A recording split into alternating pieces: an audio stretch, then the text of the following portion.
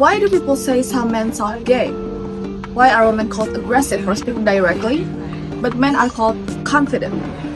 Can people guess someone's sexuality just from their voice? Or have you ever noticed that the way we talk on the internet has changed completely over the last few years? Words like slay, serving looks, or calling your favorite celebrity mother have become a normal part of our daily vocab. But where do these words actually come from? Why did everyone on the internet suddenly start using the exact same style of speech? Hello everyone, today me, Aisyah, and my friends Aldilla, Najwa are exploring the fascinating relationship between language and sexuality, drawing insight from the textbook by Deborah Cameron Don Kulick. When we talk about language and sexuality, it goes far beyond just examining gay speak or whether men and women use different vocabularies. Cameron and Kulick advocate for a much broader definition.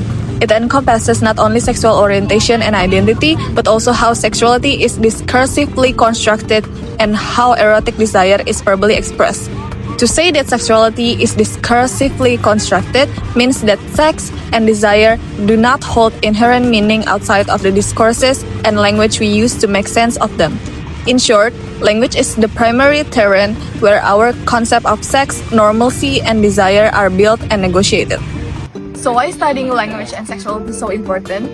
First, because human thoughts, feelings, and desire are not directly transparent.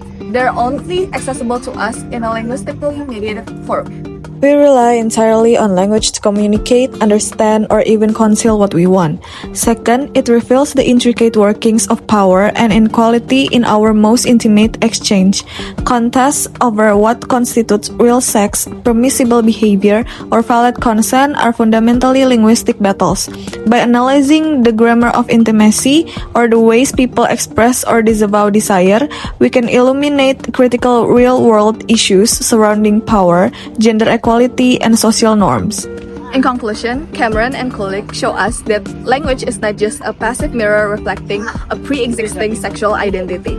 Instead, identity and desire are the effects of our language practice. By analyzing language, we can critically unpack the conventional ways we talk and write about sex, helping us understand how language actively shapes our social reality, our relationship, and our very selves. Now that we understand what language and sexuality studies are and how they matter, you might be wondering, how do linguists actually study this? I'm going to focus on the how part, how researchers study this topic, what kind of data they use, and how they get the data. One important thing from Cameron and Kulick is that language and sexuality is not only about whether someone is gay, lesbian, or straight. They treat sexuality in a broader way as something that is also constructed socially through discourse and language, not just through identity labels. So when researchers study this topic, they are not only asking how do gay people speak, but also how do people talk about desire, normality, relationships, or identity in everyday life. To figure out how these phenomena happen, we look into the book, The Routledge Handbook of Language, Gender, and Sexuality. I will choose several approaches to talk about in this video. First is ethnography. Researchers spend time in the community they are studying, observe naturally occurring interaction, do interviews, take field notes, and sometimes follow the same group over a long period of time. The point is to get a thick, detailed picture of how language works in real social settings. It can involve immense participation and a lot of interaction over time. So, what kind of data do they collect? It can be things like everyday conversations, recorded interviews, field notes, workplace interactions, classroom talk, or online discourse. For example, some chapters use long-term fieldwork, while others use sociolinguistic interviews or multi-sided discourse analysis. The key is that the data should show how gender and sexuality are being made meaningful in context, not just in theory. Next is the interactional sociolinguistics and conversation analysis approach. Here, researchers look very closely at what happens in interactions, the pauses, interruptions, the tone of voice, and even how they move their bodies. This is useful because sexuality is often not said directly. It is inferred through the way people talk, respond, avoid, or position themselves. Then, there is semiotic and multimodal analysis, which is mainly used in social media. In this approach, researchers look beyond text. They analyze images, colors, typography, emoji, gesture, music, and other visual or embodied resources. This matters because on social media, sexuality and identity are often performed through a mix of words, visuals, and style, not just through speech. The handbook specifically points out that digital discourse often requires mixed methodologies because online communication is so multimodal. Finally, another useful method is corpus linguistics. This is when researchers collect a large body of text and then look for patterns, frequencies, and collocation. In the handbook, corpus work is often combined with critical discourse analysis, so researchers can look at both the numbers and the social meaning behind them. This is helpful when they want to show patterns in representations, stereotypes, and repeated ways of describing gender and sexuality. So, in short, the data can come from interviews, field notes, recordings, social media posts, or large text corpora, and the method depends on what question the researchers want to answer. What all these approaches have in common is that they treat language as social action. In other words, language does not just reflect sexuality, it helps construct it. After this, Najwa will show the actual findings and example from the researchers.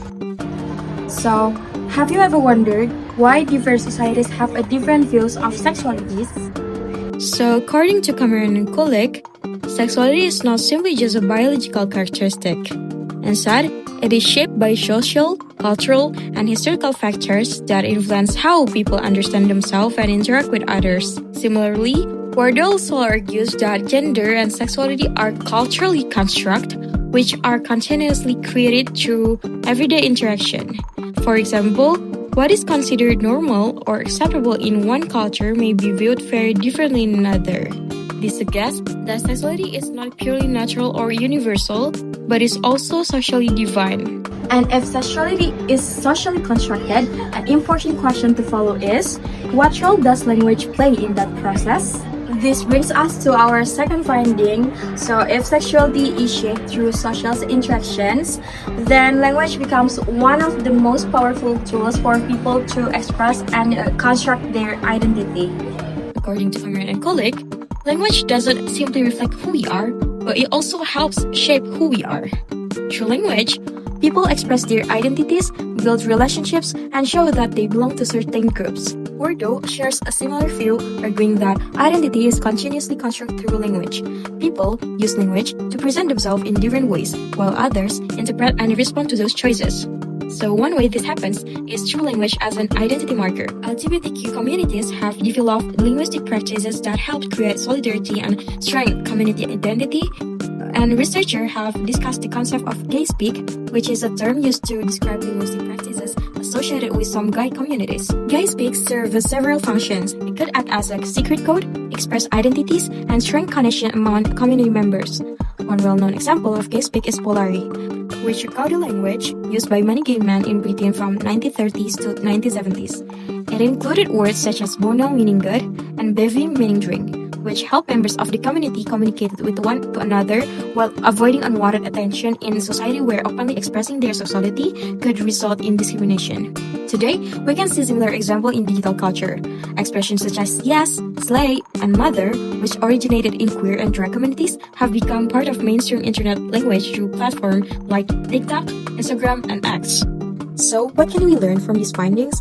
First, the fact that sexuality is actually a social construct rather than just purely biological. And second, language plays a huge role in constructing and performing our sexual identity. Through our words, speech styles, and communication practices, we constantly negotiate who we are and how we want to be perceived. Overall, sociolinguistic research shows that language is more than just a tool for communication.